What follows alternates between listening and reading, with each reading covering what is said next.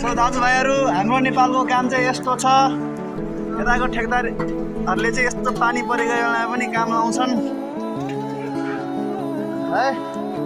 यहाँ हाम्रो एउटा साहिल भाइ छ बिचरा भिजी भिजी काम गरिरहेछ। कस्तो अनुभव भइरहेछ साहिल भाइ?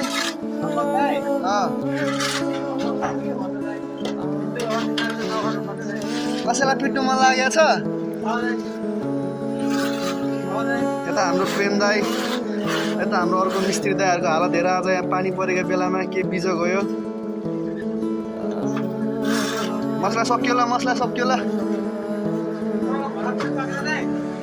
हाम्रो अर्को टोलीहरू चाहिँ यता छन्, 3 जना लागि परेका छन्। के भइरहेछ केटा हो? मजा आइरहेछ?